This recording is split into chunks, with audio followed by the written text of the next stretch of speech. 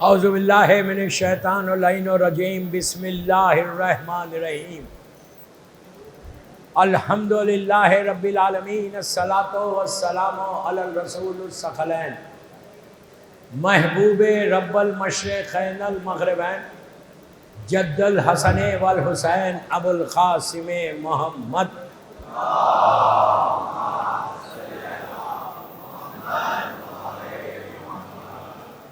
وعلی اہل بیتہ طیبین الطاہرین المعصومین المظلومین بسم اللہ الرحمن الرحیم قال رسول اللہ صلی اللہ علیہ وآلہ وسلم انی تارکم فیکم الثقلین کتاب اللہ اطرتی اہل بیتی صلوات پڑھیں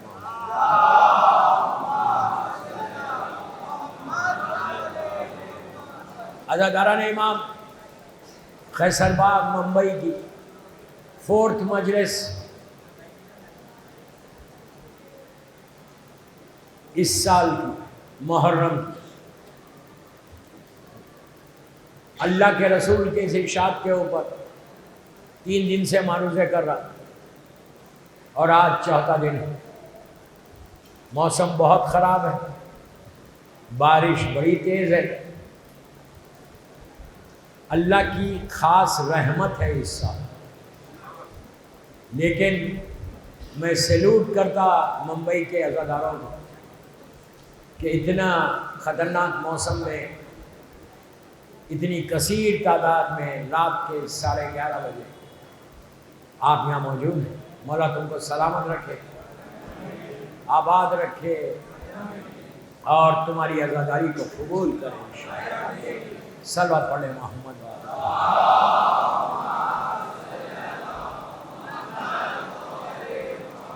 اللہ کا رسول اپنے last days of his life میں، آخری ایام میں مسلمانوں کو 2 تحفے لے کے جا رہے تھے کہ میں تم کو بے وارثی میں نہیں چھوڑوں گا، قرآن اور اہل بیت لے کے جا رہا ہوں۔ یہ 2 ایسی چیزیں ہیں جو قیامت تک باقی رہنے والی ہیں۔ اگر ان دونوں سے متمسک ہو جاؤ گے تو کبھی گمراہ نہیں ہوں گے، بلکہ روز محشر مجھ سے ملاقات کرو۔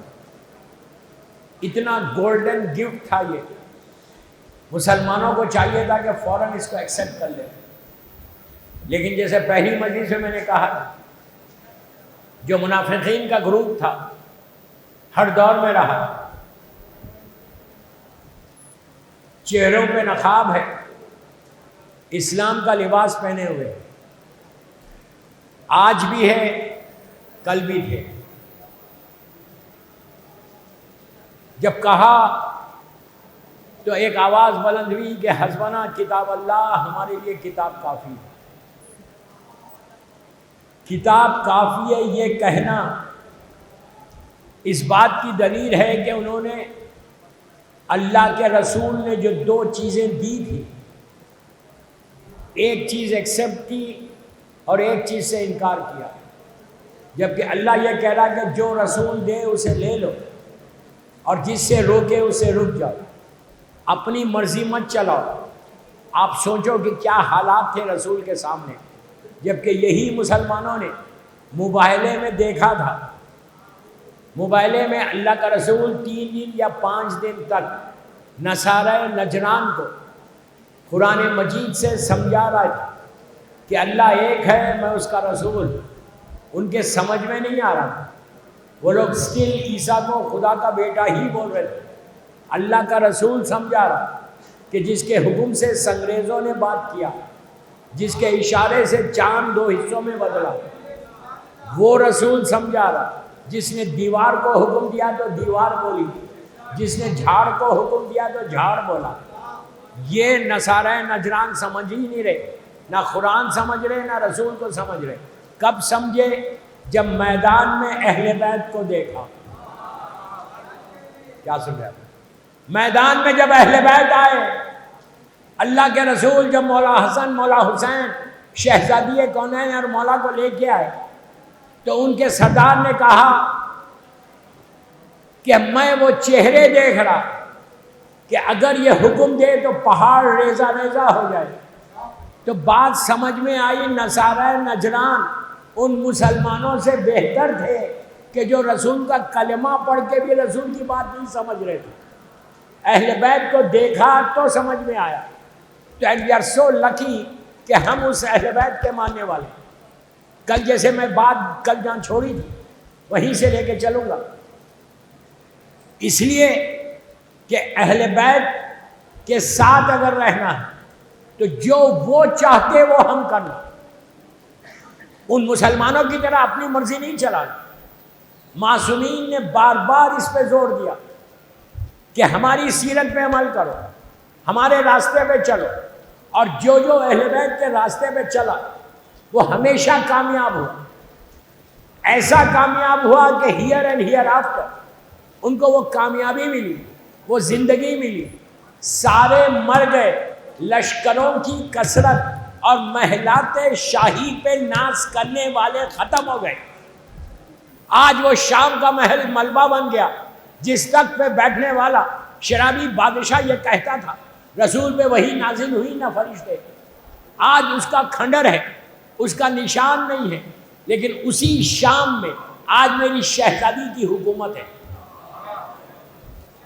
پورے شام میں، پورے سیریا میں کوئی جا کے پوچھے کہ یزید کون ہے تو کوئی نہیں جانتا، امیر شام کون تھا تو کوئی نہیں جانتا۔ اسی شام میں جا کے غلام علی کے بارے میں پوچھو کہ حجر ابن عدی کہاں ہے تو بتائیں گے۔ یہ ہے کرم مولا، یہ ہے امام کا کرم کہ if you work for امام کے لیے کام کرو گے۔ میں بامبے کے یوتھ کو بول رہا ہوں، if you work for امام you are always there۔ کوئی تم کو مٹانے والا نہیں، کوئی تمہاری بات کو ختم کرنے والا نہیں، تمہاری بات رہے گی، تمہارا نام رہے گا۔ یہ زندگی کے بعد بھی اگر تم یہ چاہتے کہ تمہارا نام باقی رہے، دوستوں کتنا ہی پیسہ ہونے دو، پیسہ کسی کے نام کو باقی نہیں رکھتا، صرف ان سے وابستگی باقی رکھتا۔ اپنے آپ کو معصوم سے ملق ہو جاؤ، معصوم کی باتوں پہ عمل کرنے کی کوشش کرو۔ یہ اتنا بڑا مجمع خیصر باغ میں مجھے سن رہا، لیکن معصوم کی بات اسی کو سمجھ میں آئے گی کہ جس کے پاس علم ہوگا۔ جاہلوں کو سمجھ میں نہیں آئے گی۔ جہالت یہ سب سے بڑا دشمن تھا امام علی کا۔ مولا علی نے کسی کا نام نہیں لیا۔ جب لوگوں نے پوچھا کہ آپ کا سب سے بڑا دشمن کون ہے، اگر وہ آپ کے سامنے آئے گا آپ اسے قتل کر دیں گے، علی نے کہا فوراً قتل کروں گا۔ اب لوگ یہ سمجھ رہے کہ میرا مولا نام لے گا، فلاں فلاں فلاں، کسی کا نام نہیں لیا، کہا جہالت ہے۔ تو اب علی کے چاہنے والے، کل جب چھوڑی تھی میں وہیں سے اپنے آپ کو ملا لیا، علی کے چاہنے والے، دنیا میں چھا جانا ہے تم کو، یہ دنیا تمہارے لیے بنی ہے، یہ اللہ نے دنیا کو سجایا تمہارے لیے۔ یہ عابد بن رامی نہیں بول رہے، مولا بول رہے، مومن کے لیے سجایا اللہ نے دنیا کو۔ تو اب تم دنیا میں چھا جاؤ، لیکن دنیا میں چھانے کے لیے علم کو حاصل کرنا لازم ہے، نالج کو حاصل کرنا لازم ہے، پوزیشن کو لینا لازم ہے۔ امام کے زمانے کے بھی اگزامپلس ہیں۔ علی ابن یقین، یہ کون تھا علی ابن یقین؟ ہارون رشید جیسے ظالم کا پرائم منسٹر۔ علی ابن یقین ہارون کے پرائم منسٹر تھا، کیوں تھا؟ مذہب کو چھپایا ہوا، ولایت علی کو چھپایا ہوا تھا، تقیے میں تھا، اسی لیے اتنے بڑے پوزیشن پہ تھا کہ اس کے پاس علم تھا۔ علم ہونے کی وجہ سے وہ حکومت میں رہ کر شیعوں کی مدد کرتا تھا، امام کے چاہنے والوں کی مدد کرتا تھا۔ یہ ایک ایگزامپل علی ابن یقین کا۔ دوسرا سید نور اللہ شوستری، شہید ثالث، جو آگرہ میں، ان کے زمانے میں جب وہ آئے تھے انڈیا کو، پورے نارتھ انڈیا کی شیعت، پورے لکھنؤ، دہلی، آگرہ، لاہور، یہ پورا بیلٹ جو ہے یہ اس بندے کی طرف سے، اکبر مغل امپائر ہے اور بڑا جابر دشمن اہل بیت۔ اس کے زمانے میں کوئی امام علی کا نام نہیں لے سکتا تھا، لیکن اکبر کے جو کلوز ایڈوائزرز تھے جو پوری مغل ڈائنسٹی کو چلا رہے تھے وہ سارے کے سارے علی والے تھے. کیوں؟ اس لیے کہ علم تھا، پڑھے لکھے تھے، حکومت مجبور ہو گئی تھی لینے کے لیے. پھر بول رہا حکومت مجبور ہو گئی تھی علم ہونے کی وجہ سے. ہم بھی اپنے یوتھ کو بول رہا کہ تم بھی اتنے علم کو حاصل کرو کہ علی والے مولا کے پیغام کو، امام علی کے پیغام کو دنیا تک پہنچاؤ. یہ تمہاری ذمہ داری ہے. صرف محرم 10 دن کا نہیں ہے، 2 مہینے 8 دن عزاداری کرنا ہے. سال بھر تم حسین کے پیغام کو پہنچانا ہے. یہ نہیں کہ اب 10 دن کے بعد مجلسیں ختم ہو گئی اپنے اپنے گھروں میں چلے گئے. گھروں میں نہیں، تم کو پیغام حسین کو دنیا تک پہنچانا ہے. اس لیے دوستو کہ اگر ہم نہیں کریں گے تو پھر کون کرے گا؟ یہ خوش نصیب ہے وہ لوگ جو امام کی طرف سے چنے گئے اور انہوں نے امام کے لیے کام کیا. خواجہ اجمیری، اجمیر میں اتنے بڑے سینٹ، پورے سینٹرل انڈیا کی شیعت ان کی طرف سے پہلی. آپ اس کو ایکسیپٹ کرو یا نہیں کرو، دوسرے لوگ جا رہے، ان کے مزار پہ لاکھوں لوگ جاتے ہیں، سارے مسلمان جاتے ہیں، ہم بھی جاتے ہیں، ہم فاتحہ پڑھ کے آتے ہیں. اس لیے کہ کوئی شخص وہ سٹیج پہ پہنچ نہیں سکتا جب تک اس کے دل میں ولایت علی نہ ہو. کوئی ولی نہیں بن سکتا. ہر ولی کو امام کے دروازے پہ آنا ہے. خواجہ اجمیری کا نام آپ نے سب نے سنا کہ کتنا بڑا آدمی، آج ملینز کی تعداد میں لوگ جا رہے. اس بیلٹ کے پوری شیعت ان کی تھی، ان کی وجہ سے شیعت پھیلی تھی وہاں. ان کی وہ ربائی، ان کا وہ شعر ہمیشہ کے لیے خواجہ کو زندہ کر دیا. کیا کہا تھا انہوں نے؟ شاست حسین، کہ حسین شاہ ہے، کنگ ہے، شاہ ہے. لیکن ایک لمحہ رک کے کہا صرف شاہ نہیں ہے، بادشاہ حسین. آہستہ مت سنو، آہستہ مت سنو. حسین بادشاہ ہے. پھر 1 منٹ رک کے کہا دینست حسین. حسین پھر رک کے کہا خالی دین نہیں ہے، دین پناست حسین. حسین دین کو پناہ دینے والے. پھر کیا کہا؟ یا رکے نہیں، اب سنو.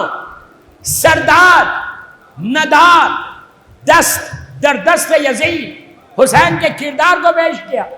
سردار ندار دست در دست یزید، کہ حسین نے سر دے دیا لیکن یزید سے ہاتھ نہیں ملایا.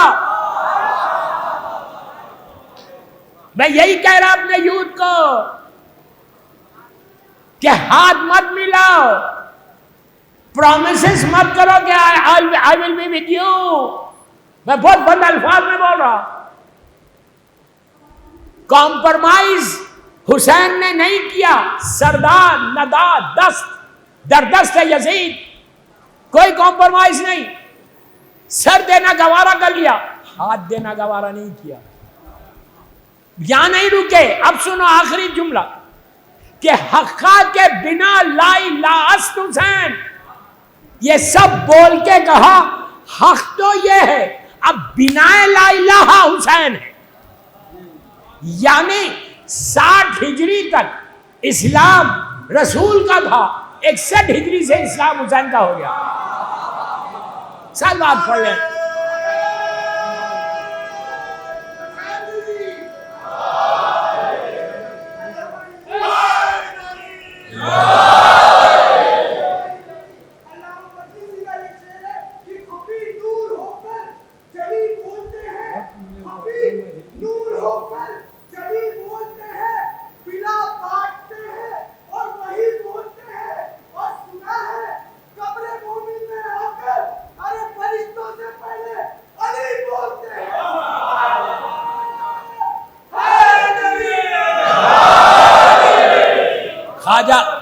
خواجہ اجمیری کا سنا، آج زندہ ہے. ایک اور زندہ ہے جو میں دوسری مجلس میں بولا تھا، اور میرے اوپر پریشر ہے اس کا کہ میں ان کا ذکر کروں. علامہ ہلی، یاد آئے؟ ہلی یہ نام ہی اتنا پیارا ہے، اس لیے کہ جو امام علی کے قریب ہے وہ ہمارا پیارا ہے. نہیں، ہلی کہاں دفن ہے؟ مولا کے روضے میں.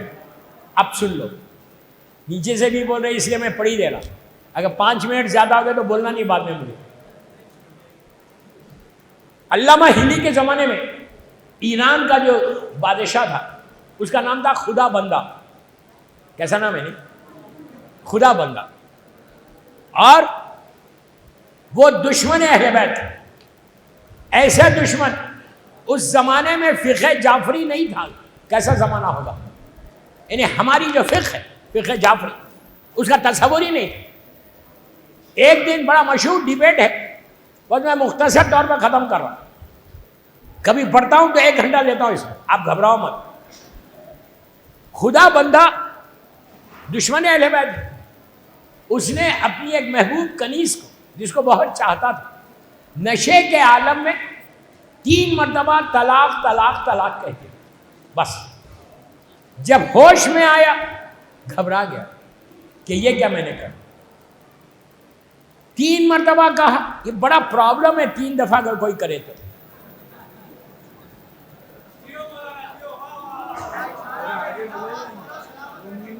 تو بھائی تھوڑا آگے آ جاؤ نا یار، پیچھے والوں کو بول، پیچھے سے پریشر ہے.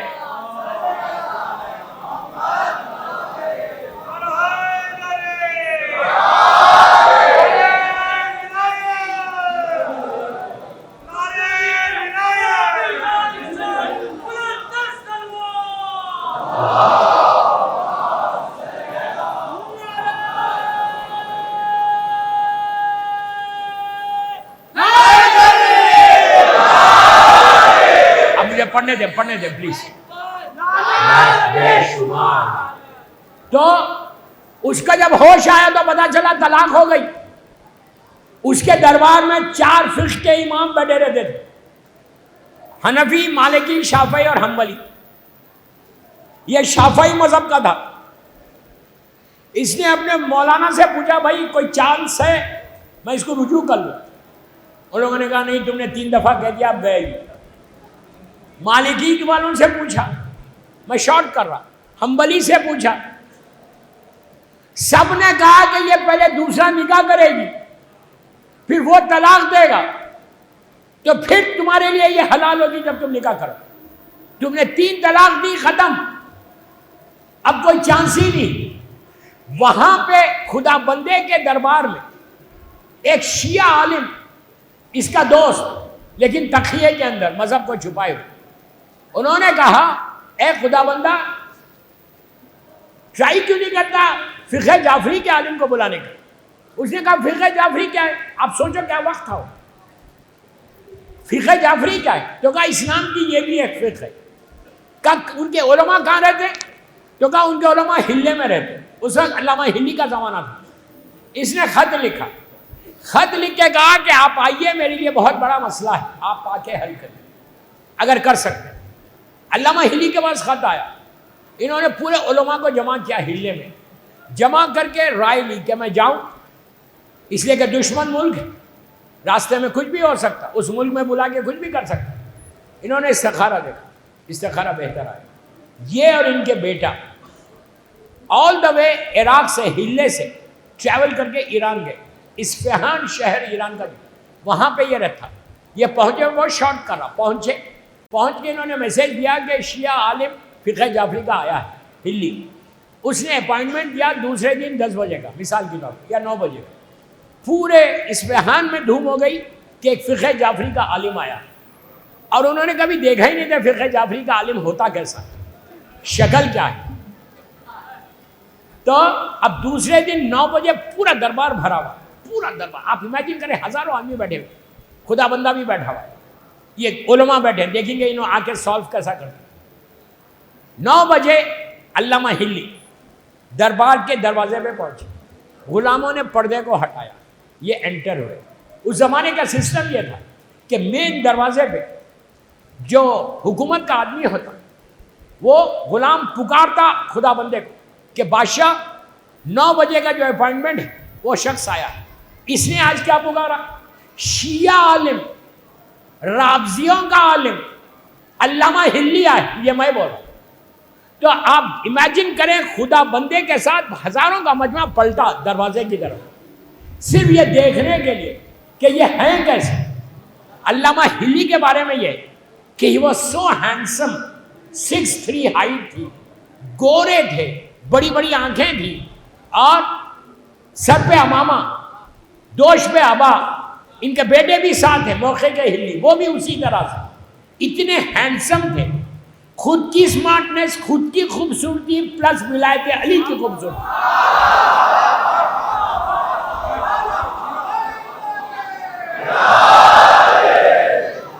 آپ سنتے جاؤ پلیز،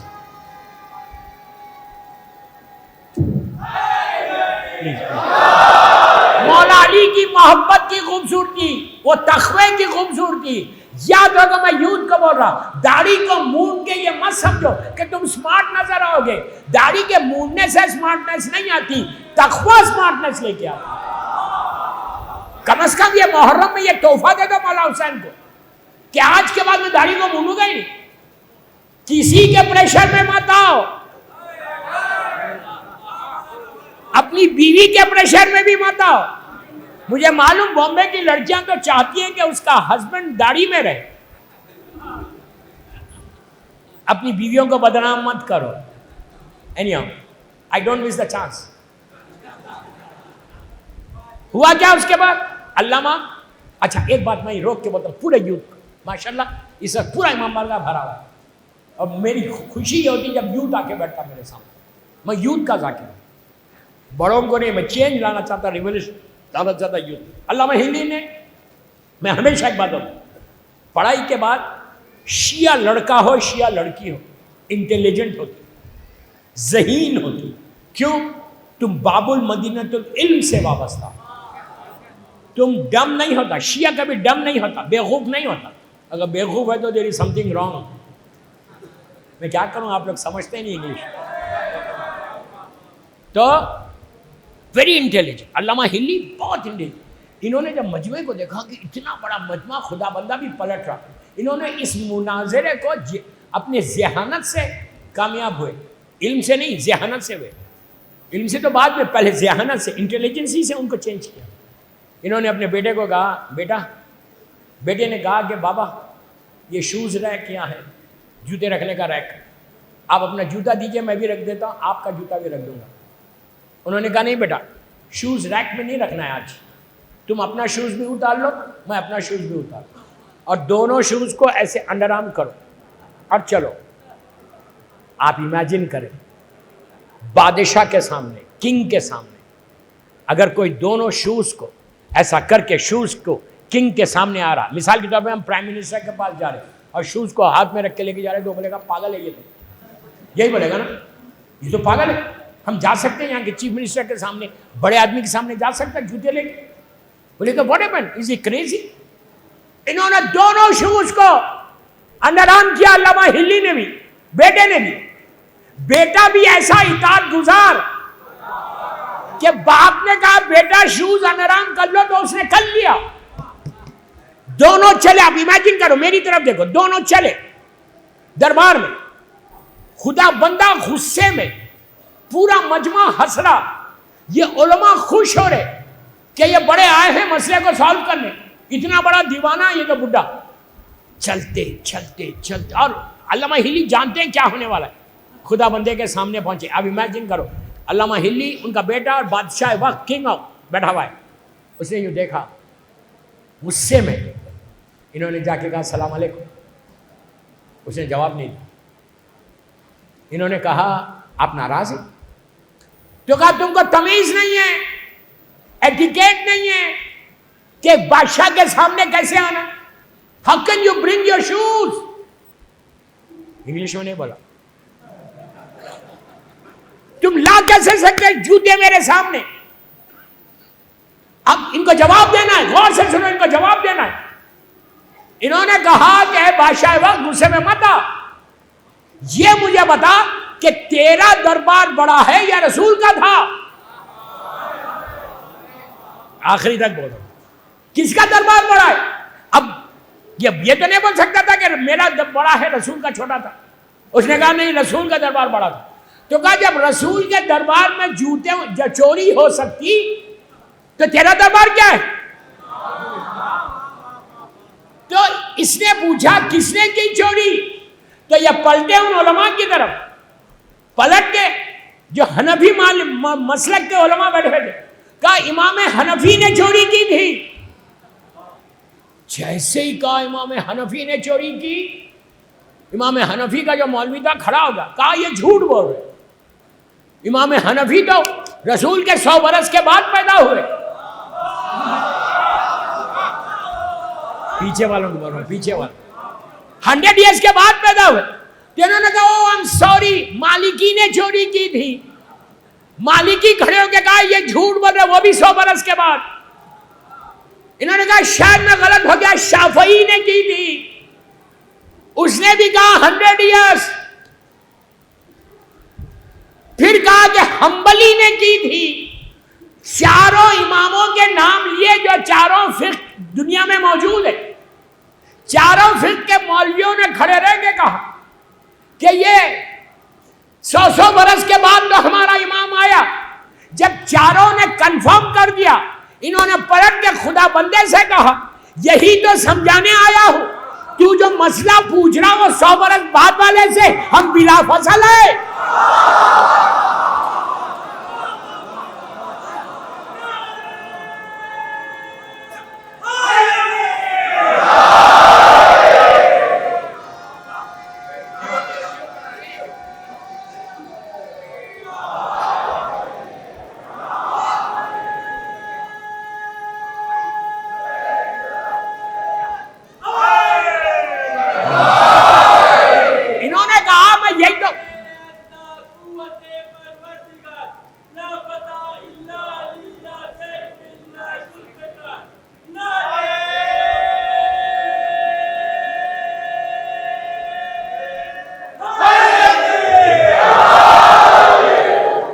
پڑھنے دو، وقت نکل رہا. انہوں نے کہا میں یہی تو سمجھانے آیا، تو اپنے فقہ کے مسئلوں کو، اسلام کے مسئلوں کو ان سے پوچھا جو 100 برس کے بعد جس کی فقہ ہے. جو مسئلہ پوچھنا ہم سے پوچھو، بلا فصل ہم ہیں. رسول کے بعد کوئی گیپ ہی نہیں ہے. تو اس نے کہا میرے مسئلے میں کیا ہے آپ کے پاس، آپ کی فقہ کیا بولتی ہے؟ تو علامہ نے کہا تیری طلاق ہوئی نہیں سمجھ رہا ادھر کا مجمع، تیری طلاق ہوئی نہیں. اس نے کہا oh thank you very much. کہا کیوں نہیں ہوئی؟ کہا 3 دفعہ طلاق طلاق طلاق بولنے سے طلاق نہیں ہوتی. تو جب یہ کہا تو یہ جو علماء تھے یہ کھڑے ہو گئے اس لیے کہ ان کے اوپر آ گئی تھی بات. کھڑے ہو کے کہا ہاؤ کین یو سے دس کہ طلاق نہیں ہوگی؟ آپ کہاں سے بول رہے؟ کہا فقہ جعفری سے. آپ جس فقہ کی بات کر رہے وہ 100 برس بعد کی ہے. تو کہا 100 برس بعد سے کیا ہوتا؟ اس کے بعد میں نام نہیں لینا چاہتا، اتنے بڑے مجمع میں مجلس لائیو جا رہی، جن کو یہ لوگ مانتے ہیں پہلا میں بھی انٹیلیجنٹ ہوں. سمجھ میں آئی؟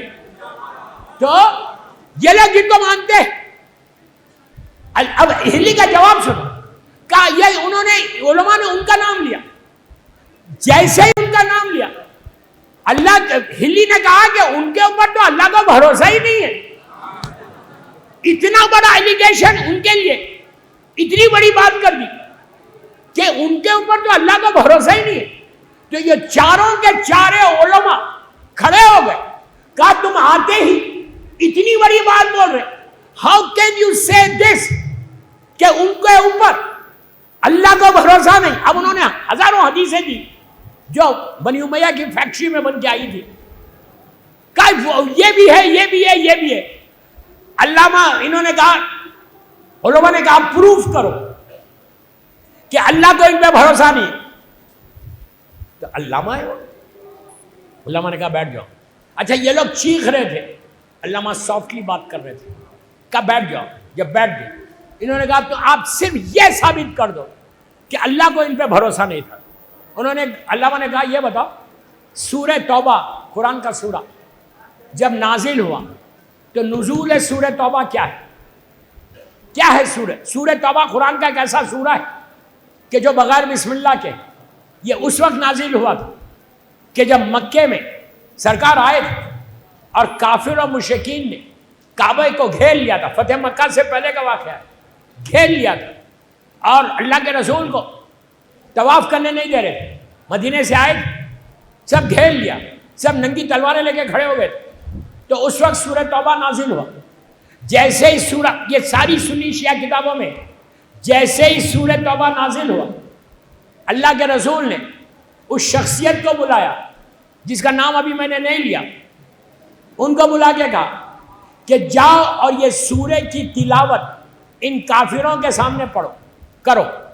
وہ بڑے خوش ہو گئے کہ مجھے اتنا بڑا آنر ملا کہ میں جا کے سورہ پڑھوں گا. چند قدم بڑے تھے فوراً جبرائیل آ گئے.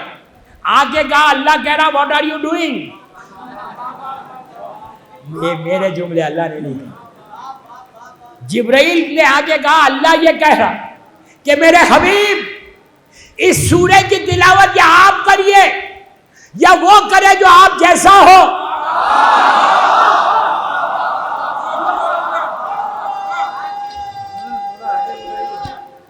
نہیں بلاتا ہوں،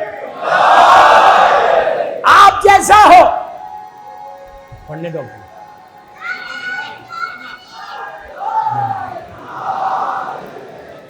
آپ جیسا ہو. تو اللہ کے رسول نے میرے مولا کو بلایا. میرے مولا کو بلا کے کہا یا علی اب تم جاؤ، وہ راستے میں ہے، ان سے سورہ لے لو، تم جا کے کافروں کے سامنے تلاوت کرنا. امام علی نے فخر کیا ہے اپنے ایک خطبے میں، ایک سرمن میں علی نے فخر کیا کہ میں وہ علی ہوں کہ جو سورہ توبہ کافر و مشرکین کے سامنے جا کے پڑھی. اس لیے یہ لوگ تلوار لے کے کھڑے ہوتے. اب آپ صرف تصور کرو یہ جو شخصیت، یہ پرسنالٹی تھی، یہ آہستہ آہستہ خوش سورہ توبہ لے کے جا رہے. امام علی نے آگے بڑھ کے پکار کے کہا ایکسکیوز می سر. جب کہا ایکسکیوز می تو وہ رکے، پلٹے، دیکھا علی. علی نے کہا کہ آپ وہ سورہ مجھے دے دے، میں جا کے پڑھوں. کہا کیوں؟ کہا حکم رسول ہے. یہ شیعہ سنی ساری کتابوں میں حکم رسول ہے. انہوں نے دے دیا. اور ایک بات یہاں یہ ہوئی، ایسا نہیں ہے کہ ان کی عربی اچھی نہیں تھی. مکے کے پیدا ہے، بہترین عربی بولتے تھے، مخرج بھی صحیح تھا، صحیح پڑھنے والے تھے. لیکن اللہ نہیں چاہتا تھا کہ یہ جا کے پڑھے، اس لیے کہ یہاں پہ ایک فضیلت ہے. آگے پلیز مجھے پڑھنے کا ٹائم نہیں. لے لیا. روایت کا جملہ ہے کہ جیسی دیا چہرہ اتر گیا. لوگوں نے پوچھا بابا why are you so sad؟ اتنے غمگین کیوں ہو؟ تو کہا میدان سے خالی پلٹنا پڑا. تو کیا پہلی دفعہ پلٹے تھے؟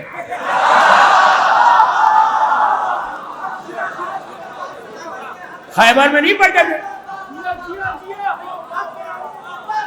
بڑا لانگ فیس ہو گیا. دیکھیں وہ انکل کو میں نہیں جانتا، آپ جانتے؟ تو پلٹے. اب میں اتنے بڑے مجمع سے خیسر باغ میں یہ پوچھ رہا کہ ان سے کیوں نہیں پڑھوایا، علی سے کیوں پڑھوایا، یہ کیوں نہیں جا کے پڑھے؟ کیا فرق تھا؟ عربی اچھی، بہترین مخرج، سینئر سٹیزن.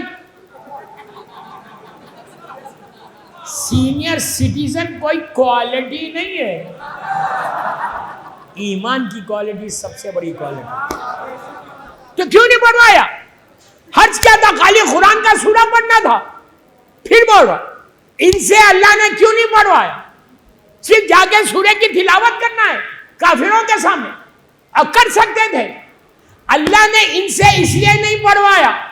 اگر جا کے، پلیز میرا جملہ آخر تک بول رہا، اگر یہ جا کے پڑھتے تو وہ کافر اور مشرکین پکار کے کہتے کہ سر آپ کیا روک رہے، کل تک آپ بھی یہی کرتے تھے،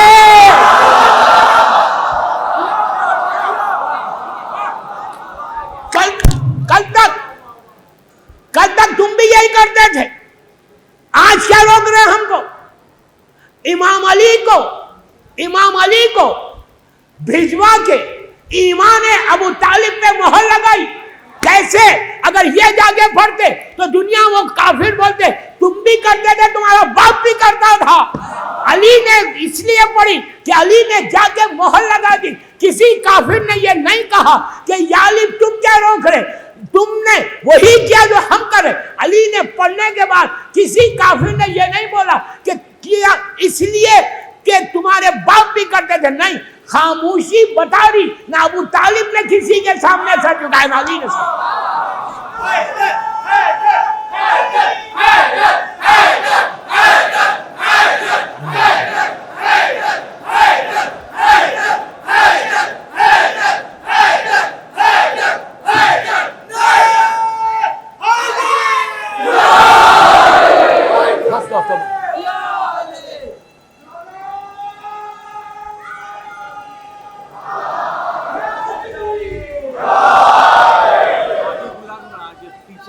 ارے جان دو بھائی، ٹائم ہو گیا بس پلیز. آپ کی ٹرین کا ٹائم ہے، مسائل ہے. میں واقعے کو انکمپلیٹ چھوڑ رہا، کل اس کو کمپلیٹ کروں. آلریڈی میرا ٹائم ہو گیا. I have to respect my time. آپ کو ٹرین سے جانا ہے، موسم خراب ہے، آپ سننا چاہتے، میں کیا کروں، میری مجبوری، وقت ہو گیا. انشاءاللہ کل کنٹینیو کروں گا، آپ ٹائم پہ آ جائیں. آج کی یہ ایام رونے کے ایام، یہ ایام غم کے، یہ تو تمہید تھی جو ہو گئی. اب اصل چیز پرسہ دینا ہے، اور آپ بھی پرسے کے لیے آئے. اتنا بڑا مجمع جو آیا ہے صرف پرسے کو آیا ہے. کس کا پرسہ دو گے آج؟ کنبے کی رونے والی کو پرسہ. اس ماں کو پرسہ دو کہ جس نے اپنے بچوں کا ماتم نہیں کیا. آج جو بانی فرش ازا ہے، جس نے کربلا کو زندہ کر دیا، اس شہزادی کے بچوں کا ماتم. 5 محرم کی رات ہے، 4 کا دن گزر گیا. دوستو کتنی جلدی یہ دن گزر رہے. اس کے بعد یہ عزا خانہ سنسان ہو جائے. کتنی رونق ہے، یہ رونقیں ختم ہو جائیں. آج ان شہزادوں کا پرسہ دو کہ جو زینب کے بچے تھے. اللہ شہزادے اون محمد کے صدقے میں آپ کی عزا قبول کرے اور آپ کی دعاؤں کو قبول کرے. آپ کی عزا کے ساتھ آپ کی عزتوں کی حفاظت کرے. اون محمد وہ غریب بچے کہ شب عاشور مولا حسین ایک ایک خیمے میں جا رہے. جب بی بی زینب کے خیمے میں گئے تو دیکھا سامنے اون محمد بیٹھے ہوئے اور شہزادی زینب امام علی علیہ السلام کی اور جعفر طیار کی جنگوں کے واقعات سنا دی کہ بچوں تمہارے نانا ایسا جنگ کرتے تھے، تمہارے دادا جعفر طیار ایسا کرتے تھے، اسلام کے لیے انہوں نے ایسے جان دی. کل قربانی کا دن ہے، کل تم کو بھی اسی طرح کام کرنا ہے. چھوٹے چھوٹے بچے آستینوں کو الٹ کے کہتے ہیں اماں ماموں سے اجازت دلواؤ پھر دیکھو. دوستو وہی ہوا. عاشورے کا دن آیا، ایک ایک شہید ہوا. جب کربلا کا دولہا اس کی لاش پامال ہو گئی، میں نے بڑی آسانی سے بول دیا اور آپ نے سن لیا. جب گٹری میں قاسم کا لاشا آیا، زینب نے اون محمد سے کہا بچوں ابھی گئے نہیں. بچوں نے کہا کہ ماموں اجازت ہی نہیں دیتے. عزیزوں اور ان کا ہاتھ پکڑا اور محمد کا ہاتھ پکڑا. دونوں بچوں کو لے کے جب مولا حسین کے خیمے کی طرف چلی، دور سے حسین نے یہ منظر دیکھا کہ زینب اون محمد کو لے کے آ رہی. تو امام نے بی بی سے کچھ نہیں کہا بلکہ بچوں سے کہا کہ بچوں اپنی ماں کو سفارش کرانے لائے ہو. دونوں شہزادوں کو اجازت ملی. ایک کو علی اکبر نے سوار کیا، ایک کو عباس نے سوار کیا۔ جب بچے چلنے لگے تو ماں نے دروازے پہ روک کے جملہ کہا انو محمد میں جانتی ہوں تم بہت پیاسے ہو، بڑے بھوکے ہو، میں ماں ہوں، میں جانتی ہوں، لیکن بچوں لڑتے ہوئے نہر کا رخ نہیں کرنا۔ یہ تصور رہے کہ جھولے میں علی اصغر پیاسا ہے، سکینہ پیاسی ہے، علی کے نواسے ہیں، خوب جنگ کی، لڑتے لڑتے جب دونوں شہید گھوڑے سے زمین پر آئے، آواز دی آقا ہمارا آخری سلام۔ حسین، عباس اور علی اکبر تلواروں کو لے کر چلے۔ جب پہنچے تو بچوں کی کچھ جان باقی تھی۔ حسین نے دونوں بچوں کے سر اپنے زانوں پہ رکھا، رکھ کے سر پہ ہاتھ پھیرا۔ دونوں اونو محمد نے ایک ہی جملہ کہا کہ ماموں یہ بتاؤ ہمارا رخ کدھر ہے؟ حسین نے کہا بچوں تمہارا رخ نہر کی طرف نہیں ہے۔